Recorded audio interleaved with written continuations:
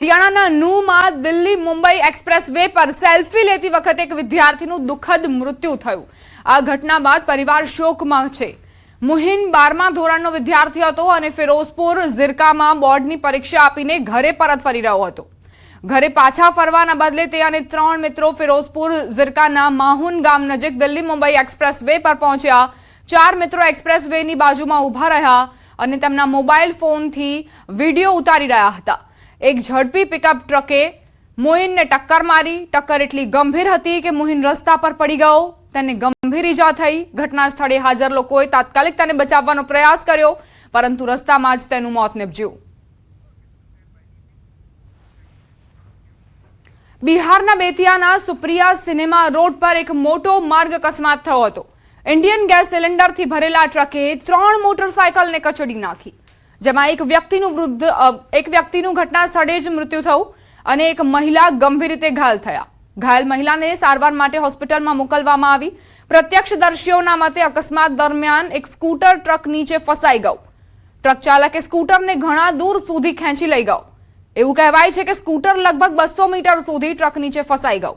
ઘટના બાદ વિસ્તારમાં ગભરાટ ફેલાઈ ગયો અને સ્થાનિક લોકોનું ટોળું એકઠું થઈ ગયું। પોલીસ ટ્રક ડ્રાઈવરની શોધ કરી રહી છે। बिहारमां आ भीषण अकस्मातनी घटना बनी, ज्यां ट्रक नीचे कचड़वाना कारणे मौतना समाचार प्राप्त थई रह्या छे। बेतियाना सुप्रिया सिनेमा रोड पर आ अकस्मातनी घटना बनी हती। सूरतथी समाचार। પાંડેસરાની સ્કૂલમાં વિવાદ થયો। સ્કૂલમાં નાચવા બાબતે માથાકૂટ થઈ। 4 વિદ્યાર્થીઓએ એક વિદ્યાર્થી પર હુમલો કર્યો। વિદ્યાર્થી પર ચપ્પુ વડે હુમલો કરાયો। પોલીસે 4 વિદ્યાર્થી સામે ફરિયાદ નોંધાવી છે। स्कूल में विवादनी आ घटना। स्कूल में नाचवा बाबते माथाकूट थई। 4 विद्यार्थीओए एक विद्यार्थी पर हुमलो कर्यो। नजीवी बाबत ने लईने आ हुमलो करायो होवानी जानकारी छे। विद्यार्थी पर चप्पू वडे हुमलो करायो छे। 7th डे स्कूल नी याद तमने अपावी दे तेवो आ किस्सो। वहाँ दूसरे बच्चों में धक्का मुक्की हुआ। मेरा लड़का बोला धक्का मुक्की मत करो। कुछ ऐसा बहसबाजी हुई और उसमें सर टीचर लोग देखे होंगे। उस लड़के को ऑफिस में बुलाए, उसको क्या बोले क्या नहीं बोले। लड़का बाहर निकला और मेरे लड़के को धमकी दिया, तू बाहर निकल, तेरे को देखता हूँ। बाहर गेट के निकला जब वो, तो हाथापाई चालू कर दिए।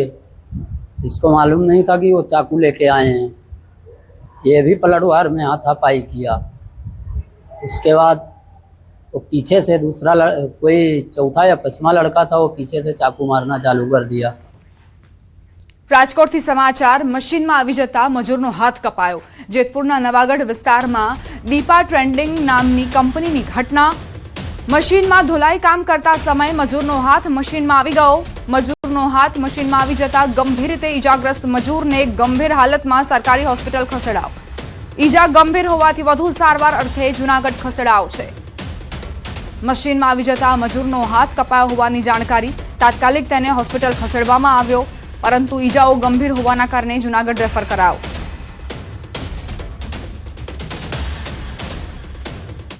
સોનાના ભાવમાં ₹5000 નો ઘટાડો। ચાંદીમાં ₹18000 નો ઘટાડો થયો છે। સોનાનો ભાવ 1,61,803 પર પહોંચ્યો। 1 કિલો ચાંદીનો ભાવ 2,58,000 થયો છે। લગ્નસરાની સીઝન નજીક છે, એવામાં સોના અને ચાંદીના જે ભાવમાં ઘટાડો થયો છે, તો એ તમામ વ્યક્તિઓ જે ખરીદી કરવા માંગે છે તેમની માટે આ સમાચાર। સોનાના ભાવમાં 5000નો ઘટાડો અને ચાંદીના ભાવમાં 18000નો ઘટાડો। જો અત્યારે તમને ઘરેણાં વસાવવા હોય તો ખરીદી કરી લેજો।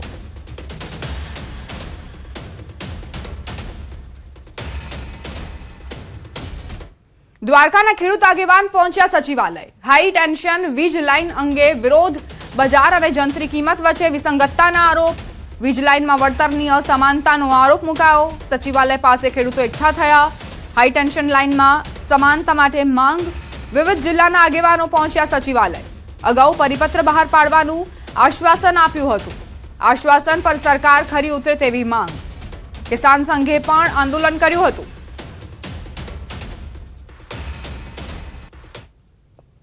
ગાંધીનગર ખાતે દ્વારકાથી કેટલાક ખેડૂતો આવ્યા છે, વિરોધ કરી રહ્યા છે અને તેમનું કહેવું છે તમામ આગેવાનો અત્યારે હાલ તો સચિવાલયના ગેટ નંબર 1 ખાતે તમામ ઊભા છે. વિધાનસભાનો જે ગેટ નંબર 1 છે ત્યાં તમામ ખેડૂતો અહીંયા આવ્યા છે, વિરોધ કરી રહ્યા છે. તેમનું કહેવું છે કે તેમને જે પ્રકારની જે ખેડૂતોના પ્રશ્નો છે, પ્રશ્નોને લઈને તેઓ રજૂઆત કરવા માટે અહીંયા આવે છે.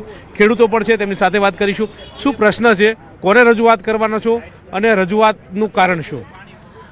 મુખ્ય પ્રશ્ન જે ગુજરાતના 26 જિલ્લામાંથી હાઈ ટેન્શન લાઈનો નીકળી રહી છે અને આ મહાકાય કંપનીઓ દ્વારા તંત્રને સાથે રાખી અને ખેડૂતો ઉપર ખુદ દમનગીરી કરવામાં આવે છે. બીજું કે જે વળતર ખેડૂતોને મળવું જોઈએ પોતાની જમીનનું, એ વળતર અત્યારે મળી રહ્યું નથી. એટલે અમારી મુખ્ય માંગ એ છે કે વાણિજ્યક હેતુનો જે GR સરકાર બહાર પાડવાની છે એ બહાર પાડે ને એમનું 4 ગણું વળતર ખેડૂતોને આપે. એટલે અમારી માંગો સંતોષ છે. જ્યારે 12 તારીખે મોદી સાહેબ ગુજરાતના પ્રવાસે હતા ત્યારે કિસાન સંઘને એવું આશ્વાસન રાજ્ય સરકાર દ્વારા આપવામાં આવ્યું હતું કે તમારી મુખ્ય માંગો છે અમે સંતોષી લીધી છે, પણ આજ દિવસ સુધીમાં એનો GR કે કોઈ ઉકેલ આવ્યો નથી. એટલે અમે આજે મુખ્યમંત્રી સાહેબ અને મંત્રી સાહેબ પાસે જવાબ માંગવા આવ્યા છે કે અમારો GR છે ક્યારે બહાર પાડવાના છો? જો તમે GR બહાર ન પાડવાના હો તો અમને ચોખવટ કરી દો. એટલે આવનાર દિવસોમાં આજે અમે આગેવાનો જ આવ્યા છે, આવનાર દિવસોની અંદર અમે ખેડૂતો લઈને ઉગ્ર આંદોલન કરશું અને અમારો હક લઈને જ અમે જમશું. કેટલા ગામો છે કે જે ગામો આ પરિસ્થિતિનો સામનો કરી રહ્યા છે અને આગામી રણનીતિ શું? આમ ગામો જોઈએ તો કચ્છની ગુજરાતની અંદર 33 જિલ્લા છે, મેક્સિમમ ગામો આવી જાય છે. કેમ કે આજે વીજળીનું ઉત્પાદન એટલું છે કે આજે આપણે એક્સપોર્ટ કરી છીએ વીજળી. ઋષિકેશ પટેલને મળવાના છે. ઋષિકેશ પટેલ કને માંગણી મૂકવાના છે કે ભાઈ અમારી માંગણીનું શું આગળ બી અમે ઘણીવાર મિટિંગ કરી ચૂક્યા છે.